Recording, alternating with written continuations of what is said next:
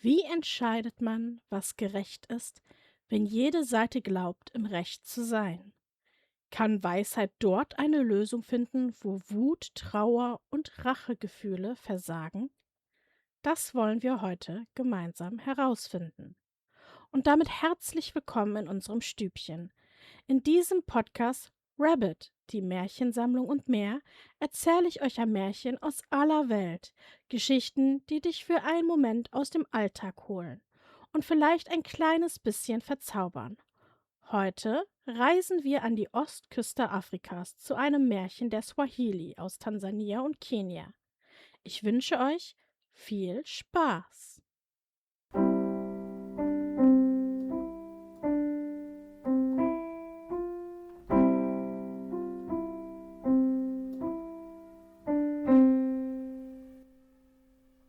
Rabbit, die Märchensammlung und mehr.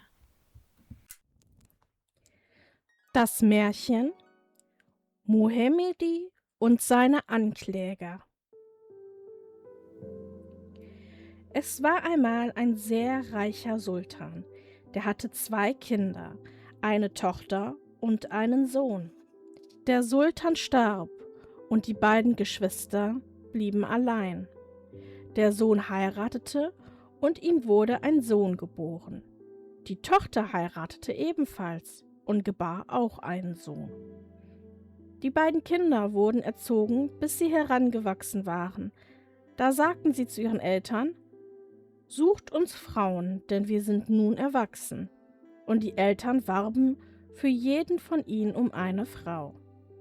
Eines Tages begaben sich die beiden auf den Markt und fanden 2 Ziegen, die für 20 Rupien feilgeboten wurden. Die kauften sie, denn ein Fest stand bevor. Der eine sagte: Warten wir, mein Freund, mit dem Schlachten bis zum Fest. Der andere war einverstanden. Als das Fest herankam, schlachtete der eine seine Ziege und brachte dem anderen den Kopf. Ich gebe dir den Kopf meiner Ziege, gib du mir deinen. Sie aßen das Fleisch, und als es zu Ende ging, schlachtete nun der andere seine Ziege und brachte seinem Bruder den Kopf. Der aber sagte: Damit bin ich nicht einverstanden, ich gab dir den Kopf meiner Ziege, gib du mir den deinen. Wozu bringst du mir jetzt den Kopf einer Ziege? So sind wir doch nicht übereingekommen. Ich muss deinen Kopf haben. Der den Ziegenkopf brachte, hielt die Worte, die er hörte, für einen Scherz. Der andere blieb jedoch dabei und sagte: Du musst mir deinen Kopf geben. So haben wir doch die Vereinbarung getroffen. Sie begaben sich nun zu ihren Vätern, damit diese ihren Streit schlichten sollten. Diese aber waren dazu nicht imstande. Sie sagten vielmehr: Geht zum Sultan Ediri. Es machten sich viele Leute mit ihnen auf den Weg. Der Angeschuldigte, Muhemedi, hatte großen Hunger. Alle gingen voraus, und er kam traurig hinterher, weil er fürchtete, sterben zu müssen. Als er in einem Dorf vorbeikam, wollte er um etwas Wasser bitten. Dort traf er eine sehr alte Frau, die Kleider zum Trocknen aufhängte. Die Sonne schien sehr heiß, und er bat sie um etwas Wasser. Man sagte ihm jedoch: Wasser ist bei uns sehr knapp. Die Frauen sind seit heute Morgen unterwegs, um Wasser zu holen, sind aber noch nicht zurückgekehrt. Da ist jedoch ein Kokosbaum vor dem Haus. Steig hinauf und hole Kokosnüsse herunter und trinke die Milch. Muhemedi kletterte hinauf und warf Kokosnüsse herab. Plötzlich stürzte er herunter, fiel auf die alte Frau und sie starb. Als ihr Sohn sah, dass seine Mutter tot war, ergriff er den Muhemedi und sprach: Du hast meine Mutter getötet. Ich werde zum Sultan gehen, damit er ein Urteil fällt. Sie gingen miteinander, bis sie ein anderes Dorf erreichten. In der Nähe dieses Ortes ergriff Muhemedi ein Perlhuhn und schlachtete es. Dann ging er in das Haus des Ortsvorstehers und bat um Feuer. Nun las er Brennholz zusammen, ging hinter das Haus und briet sein Huhn. Der Geruch drang bis ins Haus. Die Frau des Ortsvorstehers aber war schwanger. Als sie den Geruch des Fleisches wahrnahm, war es mit ihrer Schwangerschaft vorbei. Ihrem Mann wurde sofort hinterbracht, dass Muhamedi sich Feuer geholt habe und hinter das Haus gegangen sei, um sein Huhn zu braten, dass der Geruch davon bis zu seiner Frau gedrungen sei, so dass dadurch das Kind im Bauch der Frau Schaden genommen habe. Das erboste den Ortsvorsteher sehr, und er ließ Muhamedi ergreifen und sprach zu ihm: Gehen wir zum Sultan, damit er ein Urteil spreche, denn du hast die Schwangerschaft meiner Frau zerstört. So folgten ihm viele zum Sultan Njozi, um sein Urteil einzuholen. Unterwegs meinten etliche: Vertragt euch, das war nicht seine Schuld, der Hunger hatte ihn dazu getrieben. Der Ortsvorsteher war jedoch nicht dazu bereit. Muhamedi sagte: Ich bitte um die Erlaubnis, erst zum Sultan Ediri gehen zu dürfen, wegen einer anderen Angelegenheit, denn seine Rechtsprechung ist gut. Aber sie gingen zuerst zum Sultan Njozi. Dort trat der Eigentümer der Ziege auf und brachte folgende Klage vor: Im Namen Allahs des Erbarmers, des Barmherzigen, ich klage den Muhamedi an. Wir waren übereingekommen, ich und er. Ich gebe dir den Kopf meiner Ziege und du gibst mir den deinen. Heute weigerte er sich. Warum? Wir hatten es doch so vereinbart. Ich will jetzt seinen Kopf haben. Der Sultan sagte zu ihm: Es geht nicht an, deinen Bruder zu töten. Vertragt euch. Aber der Kläger lehnte ab. Dann kam auch der Mann, dessen Mutter gestorben war. Er beeilte sich, seine Klage vorzubringen. Sultan Njozi prüfte seine Worte und sprach: Du wirst hunderte Reales als Strafe bekommen, denn es war nicht seine Absicht, sie zu töten. Ohne den Willen Allahs geschah es nicht. Doch auch er weigerte sich, das Urteil anzuerkennen. Nun begaben sie sich zum Sultan Ediri. Da kam der Eigentümer der Ziege und klagte: Im Namen Allahs, ich klage den Muhamedi an.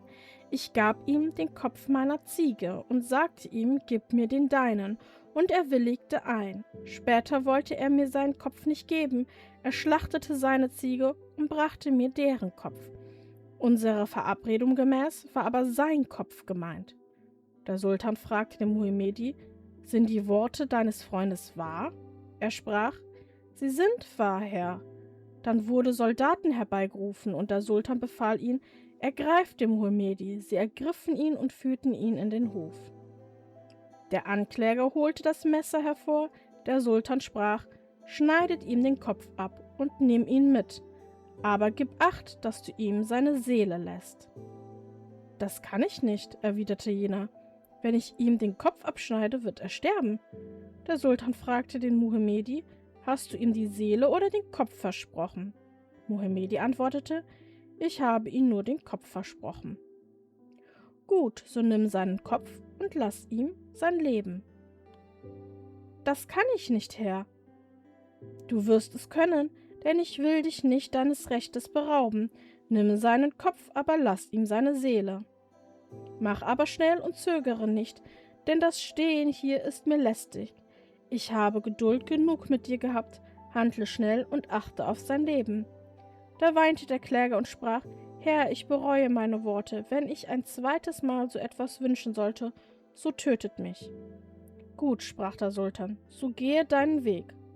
Nun näherte sich der, dessen Mutter Muhamedi getötet hatte, und klagte ihn an. Dieser Muhamedi hatte meine Mutter getötet. Der Sultan fragte: Wie hat er sie getötet? Er antwortete: Er kam an meinem Haus vorüber und bat um Wasser. Ich sagte ihm: Es ist kein Wasser da, aber dort ist ein Kokosnussbaum. Klettere hinauf und hol dir Kokosnüsse herunter. Meine Mutter stand unter dem Baum, und er warf die Kokosnüsse herab. Plötzlich stürzte er jedoch selbst herunter und fiel auf meine Mutter, und sie war tot. Jetzt bitte ich darum, dass du mir zu meinem Recht verhilfst. Der Sultan fragte weiter: Wie hoch war die Kokospalme? Er antwortete: Es war ein sehr hoher Baum. Der Sultan fragte noch einmal: Wie hoch war dieser Baum? Es war ein sehr hoher Kokosbaum, erwiderte der Kläger. Da sprach der Sultan: Zeig mir hier einen ähnlichen. Er zeigte ihm einen, dann gab ihm der Sultan ein Messer in die Hand und sagte: Klettere auf den Kokosbaum und wirf Nüsse herab. Der Angeklagte wird sich unter den Kokosbaum legen, dann wirst du dich herunterfallen lassen und auf ihn fallen. Stirbt er, so ist's gut, wenn nicht, dann stirbst du. »O Herr, das kann ich nicht ausführen«, antwortete der Kläger. Der Sultan fragte weiter: »Hat er sie geschlagen?« »Nein, er hat sie nicht geschlagen.« »Hat er sie mit dem Messer getötet?« Er antwortete: »Nein, so hat er sie nicht getötet.« »Hat er sie erschossen?« Er hat sie nicht erschossen. »Wie hat er sie dann getötet?« Der Kläger sprach: »Er kletterte auf einen Kokosbaum, fiel herunter auf sie und sie starb.« »So klettere auch du auf eine Kokospalme, und zwar auf diese, die ist er ähnlich, die er erklettert hatte.« »O Herr, das kann ich nicht«, erwiderte jener. Der Sultan sprach: »Du wirst es können, denn wer getötet hat, soll getötet werden. Wer geschlagen hat, soll geschlagen werden.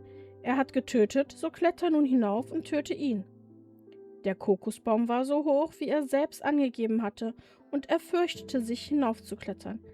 Ließ er sich von oben herunterfallen, so war es um ihn geschehen. Fiel er auf den anderen, so würde auch er kaum mit dem Leben davonkommen. Fehlte er ihn aber, so würde er sicherlich sterben. Da sprach er: »O Herr, ich habe meine Worte bereut. Ich habe keine Klage mehr gegen ihn. Und wenn du hörst, dass ich noch einmal eine Klage führe, so lege mich in Fesseln, wie du willst. Ich bin nun zufrieden. Ich habe ihm alles verziehen, was er getan hat.« Nun näherte sich der, dessen Frau die Schwangerschaft verloren hatte, und brachte seine Klage vor. »Dieser da hat meine Frau der Schwangerschaft beraubt.« Der Sultan fragte: »Wie hat er das fertiggebracht?« Er antwortete: »Er kam mit einem Huhn bis zur Stadt und verlangte in meinem Haus Feuer. Er erhielt Feuer, begab sich hinter das Haus und briet sein Huhn, das sehr fett war. Als meine Frau den Geruch davon in die Nase bekam, war es mit ihrer Schwangerschaft vorbei. Ich will nun diese Schwangerschaft wiederhaben.« Muhamedi wurde befragt und man sagte ihm: »Du bist doch recht schlecht. Jeder klagt dich wegen deiner Missetaten an.« Der Sultan sprach: »Ich werde auch diese Angelegenheit klären.« Dann rief er den Mann jene Frau herbei und sprach zu ihm: »Suche ein großes Haus, bring Essensvorräte hinein, sowie Brennholz und Feuerzeug, reichlich Fleisch und Butter, und schließe dort den Muhamedi zusammen mit deiner Frau ein. Nimm den Schlüssel auf 6 Monate an dich, so wird die Schwangerschaft wieder da sein.« Der Kläger willigte jedoch nicht ein, sondern sprach: »Herr, das kann ich nicht.« »Gut«, entgegnete der Sultan, »so einige dich mit ihm.« Und der Kläger verzieh Muhamedi. So endet auch dieser Prozess. Sie brachen alle auf, und jeder empfand Reue. Der junge Mann, dessen Mutter gestorben war, merkte, dass er besser gewesen wäre, wenn er damals das Geld genommen hätte. Der Bruder, der den Kopf gewollt hatte, sowie der Mann der schwangeren Frau bereuten ebenfalls, was sie getan hatten. Der Sultan aber befahl seinen Soldaten, den Muhamedi nach Hause zu bringen, und sie übergaben ihn seiner Mutter und seinem Vater. Doch was genau steckt hinter dem Märchen? Schauen wir uns den ersten Abschnitt mal genauer an. Zunächst fällt auf, dass das Märchen viel Wert auf die Herkunft der beiden jungen Männer legt. Sie sind keine Fremden, sondern Verwandte, die gemeinsam aufwachsen. Eigentlich sollte zwischen ihnen Vertrauen herrschen. Gerade deshalb wirkt der spätere Streit so überraschend. Der Konflikt beginnt mit den beiden Ziegen, die für ein Fest gekauft werden. Als der erste junge Mann seine Ziege schlachtet, sagt er: »Ich gebe dir den Kopf meiner Ziege, gib du mir deinen.« Als der zweite später den Kopf seiner eigenen Ziege bringt, behauptet der erste plötzlich, er habe nicht den Kopf der Ziege, sondern den Kopf seines Freundes gemeint. Für die Zuhörer ist sofort erkennbar, wie absurd diese Forderung ist. Die beiden haben über ihre Ziegen gesprochen, ihre Ziegen geschlachtet und die Köpfe ihrer Ziegen ausgetauscht. Im Zusammenhang der Geschichte kann kaum ein Zweifel daran bestehen, was ursprünglich gemeint war. Interessant ist auch, dass die Väter den Streit nicht lösen können. Der Konflikt ist bereits so festgefahren, dass keine der beiden Seiten mehr nachgeben will. Deshalb verweisen sie, die jungen Männer, an Sultan Ediri. Obwohl Ediri in diesem Abschnitt noch gar nicht auftritt, wird seine Rolle bereits vorbereitet. Die Menschen vertrauen darauf, dass er dort Gerechtigkeit schaffen kann, wo andere keine Lösung mehr finden. Aus heutiger Sicht erinnert die Situation an Menschen, die Regeln, Verträge oder Aussagen absichtlich so auslegen, dass sie ihnen selbst nutzen.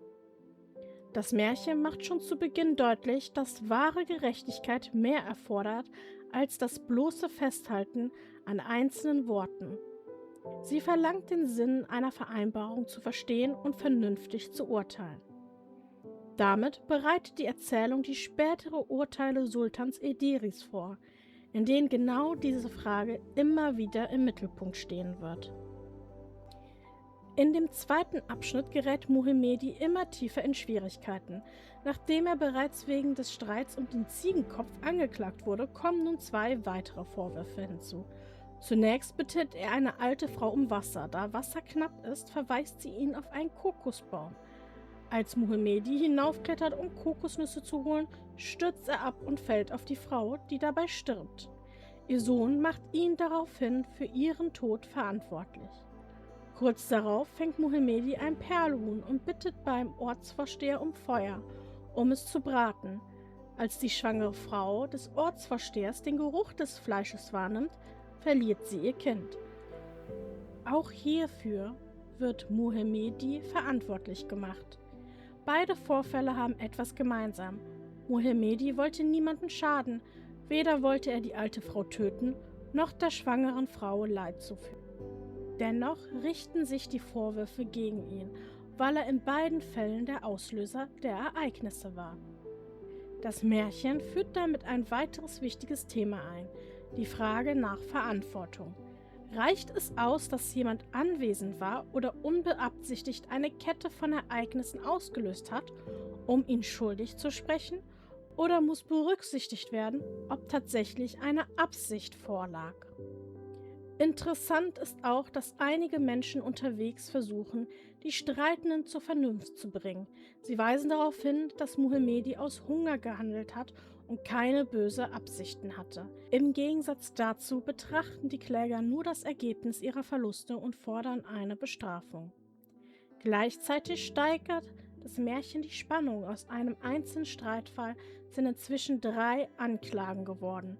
Für die Zuhörer entsteht der Eindruck, dass Muhamedi immer stärker in die Enge getrieben wird. Am Ende des Abschnitts wird außerdem deutlich, welchen Ruf Sultan Ederi besitzt. Obwohl er noch nicht aufgetreten ist, bittet Muhamedi ausdrücklich darum, von ihm gerichtet zu werden. Das deutet darauf hin, dass Ederi als besonders weiser und gerechter Herrscher gilt. Damit bereitet das Märchen die zentrale Frage der folgenden Gerichtsverhandlungen vor. Ist jemand allein wegen der Folge seiner Handlung schuldig oder muss auch die Absicht hinter diesen Handlungen berücksichtigt werden? Hierbei begegnen wir erstmals der eigentlichen Richterfigur des Märchens. Dabei wird sofort deutlich, dass Sultan Ederi anders urteilt als Sultan Nozzi. Verzeiht, falls ich den Namen falsch ausspreche. Während Nozzi versucht, die Streitenden durch Versöhnung oder Entschädigung zufriedenzustellen, geht Ederi einen Schritt weiter. Er prüft nicht nur den entstandenen Schaden, sondern auch die Forderungen der Kläger selbst. Besonders sichtbar wird dies im Streit um den Ziegenkopf. Der Kläger besteht darauf, dass Muhamedi ihm seinen Kopf versprochen habe. Anstatt sofort zu widersprechen, fordert Ederi den Mann auf, sich genau das zu nehmen, was er verlangt. Gleichzeitig soll Muhamedi am Leben bleiben. Durch diese Bedingungen wird die Unmöglichkeit der Forderung sichtbar. Der Kläger erkennt, dass er seinen Anspruch gar nicht erfüllen kann, ohne sich selbst zu widersprechen. Dadurch zieht er seine Klage zurück. Bemerkenswert ist, dass Ederi den Mann nicht beschimpft oder bestraft. Er schafft lediglich eine Situation, in der der Kläger die Schwäche seiner eigenen Argumentation erkennt. Das verleiht dem Urteil eine besondere Wirkung, weil die Einsicht vom Kläger selbst kommt. Anschließend beginnt die Verhandlung über den Tod der alten Frau. Auch hier fällt auf, dass Ederi nicht vorschnell urteilt. Statt sofort über Schuld oder Unschuld zu entscheiden, lässt er sich die genauen Umstände schildern und fragt nach dem Kokosbaum, von dem Muhamedi gestürzt ist. Damit zeigt das Märchen erneut, welche Eigenschaften einen guten Richter auszeichnet: Geduld, Aufmerksamkeit und die Bereitschaft, einen Sachverhalt vollständig zu verstehen, bevor ein Urteil gefällt wird. Gleichzeitig vermittelt die Geschichte eine weitere Botschaft. Nicht jede Forderung, die auf den ersten Blick gerecht erscheint, hält einer genauen Prüfung stand. Deshalb genügt es nicht, nur auf den Schaden zu schauen, auch die Logik und die Folgen einer Forderung müssen betrachtet werden. Im letzten Abschnitt bringt Sultan Ederi die beiden verbleibenden Prozesse zu Ende. Beim Sohn der alten Frau fällt auf, dass Ederi die Situation möglichst genau nachstellen will. Der Kläger fordert den Tod Muhammedis, weil dieser durch seinen Sturz vom Kokosbaum seine Mutter getötet hat. Deshalb soll er denselben Vorgang wiederholen. Als ihm bewusst wird, dass er dabei selbst sterben könnte, zieht er seine Forderung zurück. Auch im letzten Prozess verfolgt Ederi denselben Ansatz. Der Ehemann verlangt, dass die verlorene Schwangerschaft seiner Frau wiederhergestellt wird. Daraufhin entwickelt der Sultan eine Lösung, die die Forderung konsequent zu Ende denkt. Als der Mann erkennt, welche Folgen dies für ihn selbst hätte, lehnt er seinen eigenen Vorschlag ab und verzichtet auf die Klage. Auffällig ist, dass Ederi niemanden zwingt, seine Forderung zurückzunehmen. Die Kläger gelangen selbst zu dieser Entscheidung. Dadurch entsteht Einsicht statt bloße Unterwerfung unter ein Urteil. Betrachtet man alle drei Gerichtsverfahren gemeinsam, zeigt sich ein wiederkehrendes Muster. Die Kläger fordern zunächst etwas, das aus ihrer Sicht gerecht erscheint. Erst als sie mit den praktischen Folgen ihrer Forderungen konfrontiert werden, erkennen sie deren Widersprüche oder Unmöglichkeit. Deshalb endet das Märchen nicht mit Strafe oder Rache. Stattdessen steht am Ende die Erkenntnis, dass Gerechtigkeit mehr verlangt als Vergeltung. Sie verlangt, die Folgen der eigenen Forderung zu bedenken und dieselben Maßstäbe auf sich selbst anzuwenden wie auf andere. Dass alle Kläger schließlich Reue empfinden, unterstreicht die Botschaft. Der eigentliche Erfolg Sultan Ederis besteht nicht darin, jemanden zu bestrafen, sondern darin, die Beteiligten zu einem gerechten Verständnis ihrer Situation zu führen. Bevor wir zum Fazit kommen, würde mich eure Meinung zu diesem Märchen interessieren. Wie habt ihr die Geschichte von Muhammedi und seinen Anklägern erlebt? Findet ihr die Urteile vom Sultan Ederi gerecht oder gab es einen Moment, in dem ihr anders entschieden hättet? Besonders spannend finde ich die Frage, ob Muhammedi für die Folgen seiner Handlungen verantwortlich gemacht werden sollten, obwohl er niemanden absichtlich schaden wollte. Wo zieht ihr die Grenze zwischen Unglück, Verantwortung und Schuld? Schreibt eure Gedanken gerne in die Kommentare. Ich lese eure Antworten sehr gerne und bin gespannt, welche Sichtweisen ihr auf das Märchen habt. Vielleicht sind euch auch Botschaften oder Details aufgefallen, die ich in meiner Analyse gar nicht erwähnt habe. Lasst uns gemeinsam über das Märchen diskutieren. Ich freue mich auf eure Meinung. Das Märchen von Muhammedi und seinen Anklägern ist auf den ersten Blick eine humorvolle Geschichte voller absurden Anschuldigungen. Ein Mann fordert den Kopf seines Freundes, ein anderer macht Muhammedi für einen tragischen Unfall verantwortlich und ein dritter verlangt die Wiederherstellung einer verlorenen Schwangerschaft. Je weiter die Handlung voranschreitet, desto unrealistischer erscheinen die Forderungen der Kläger. Doch gerade darin liegt die Stärke des Märchens. Hinter den übertriebenen Situationen verbirgt sich eine ernsthafte Auseinandersetzung mit der Frage, was Gerechtigkeit eigentlich bedeutet. Sultan Ederi urteilt nicht nach Gefühlen, Wut oder dem Wunsch nach Vergeltung. Stattdessen zwingt er die Kläger dazu, ihre Forderungen bis zu ihrem logischen Ende zu denken. Dadurch erkennen sie selbst, dass ihre Vorstellungen von Gerechtigkeit nicht umsetzbar oder widersprüchlich sind. Das Märchen macht deutlich, dass nicht jede Forderung nach Bestrafung automatisch gerecht ist. Ebenso zeigt es, dass bei der Beurteilung einer Tat nicht nur das Ergebnis, sondern auch die Umstände und die Absicht berücksichtigt werden müssen. Muhammedi hat zwar Unglück verursacht, doch in keinem der Fälle handelte er mit bösem Vorsatz. Besonders bemerkenswert ist, dass das Märchen nicht mit Strafe endet, sondern mit Einsicht und Versöhnung. Die Kläger erhalten keine Rache, aber sie gewinnen eines besseren Verständnis für ihre eigene Situation. Dadurch wird deutlich, dass wahre Gerechtigkeit nicht darin besteht, Leid mit weiterem Leid zu beantworten, sondern darin, Menschen zu einem fairen und vernünftigen Urteil zu führen. Auch heute ist die Botschaft des Märchens aktuell. Es erinnert uns daran, dass wir vorsichtig sein sollten, bevor wir Schuld zuweisen oder schnelle Urteile fällen. Nicht jede Forderung ist gerecht, nur weil sie aus Schmerz oder Verlust entsteht.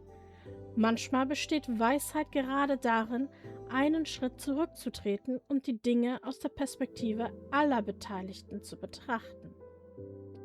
Doch was sagt uns das Märchen in Bezug zu der Gesellschaft? Betrachtet man das Märchen als Ganzes, lässt es sich durchaus als Kritik an menschlichem Verhalten und gesellschaftlichen Vorstellungen von Gerechtigkeit lesen. Dabei richtet sich die Kritik weniger gegen Muhamedi als gegen die Menschen, die ihn anklagen. Alle 3 Kläger haben einen Verlust erlitten oder fühlen sich um etwas gebracht. Doch anstatt nach einer vernünftigen Lösung zu suchen, steigern sie sich in Forderungen hinein, die entweder unmöglich oder unverhältnismäßig sind. Der Besitz der Ziege verlangt den Kopf seines Freundes. Der Sohn der alten Frau fordert den Tod Muhamedi für einen Unfall. Der Ehemann der schwangeren Frau verlangt die Wiederherstellung einer Schwangerschaft. Das Märchen zeigt damit, wie Trauer, Wut und Kränkung des Urteilsvermögens beeinflussen können. Gleichzeitig kritisiert die Geschichte die menschliche Neigung, für jedes Unglück einen Schuldigen finden zu wollen. In den beiden letzten Fällen hat Muhamedi niemanden absichtlich geschadet, dennoch wird er sofort zur Verantwortlichen erklärt. Das Märchen stellt damit die Frage, ob jedes Leid zwangsläufig einen Täter braucht oder ob manche Ereignisse schlicht tragische Unglücksfälle sind. Darüber hinaus übt die Erzählung Kritik an einem rein wörtlichen Verständnis von Recht und Gerechtigkeit. Der Streit um den Ziegenkopf macht deutlich, wie absurd es werden kann, wenn man Worte aus ihrem Zusammenhang reißt und ihren eigentlichen Sinn ignoriert. Das Märchen warnt davor, Regeln, Absprachen oder Gesetze so auszulegen, dass sie zwar dem Wortlaut entsprechen, aber dem Geist der Vereinbarung widersprechen. Sultan Ederi verkörpert dabei das Gegenbild zu diesem Denken. Seine Urteile zeigen, dass Gerechtigkeit mehr verlangt als das bloße Anwenden von Regeln. Sie verlangt Verständnis für die Umstände, die Folgen einer Entscheidung und die Fähigkeit, verschiedene Perspektiven einzunehmen. Deshalb zwingt er die Kläger, nicht ihre Forderungen aufzugeben, er führt sie vielmehr dazu, die Konsequenzen ihrer Wünsche selbst zu erkennen. Eine weitere mögliche Botschaft des Märchens betrifft die Frage nach Verantwortung. Das Märchen unterscheidet zwischen Absicht und Folge. Muhamedi verursacht zwar Schaden, doch er handelt nicht aus Bosheit. Dadurch stellt die Geschichte die bis heute aktuelle Frage, wie weit Verantwortung reicht und ob jemand für jedes Ereignis seines Handelns gleichermaßen zur Rechenschaft gezogen werden sollte. Letztlich scheint das Märchen davor zu warnen, Gerechtigkeit mit Vergeltung zu verwechseln. Wahre Gerechtigkeit entsteht nicht dadurch, dass Leid mit neuem Leid beantwortet wird. Sie entsteht durch Vernunft, Verhältnismäßigkeit und die Bereitschaft, auch die eigene Position kritisch zu hinterfragen. Die vielleicht wichtigste Lehre des Märchens lautet daher, bevor wir über andere urteilen oder Forderungen an sie stellen, sollten wir uns fragen, ob wir bereit wären, dieselben Maßstäbe auch auf uns selbst anzuwenden. Denn erst als die Kläger mit den Folgen ihrer eigenen Forderungen konfrontiert werden, erkennen sie deren Ungerechtigkeit. So erzählt das Märchen nicht nur von einem weisen Sultan, sondern auch von menschlicher Schwäche, die bis heute aktuell geblieben sind. Vorschnelle Schuldzuweisungen, der Wunsch nach Vergeltung und die Schwierigkeit zwischen Recht haben und Gerechtsein zu unterscheiden. Das Märchen ist nun aus und wir ruhen uns alle aus. Bis zum nächsten Mal bei Rabbit, die Märchensammlung und mehr.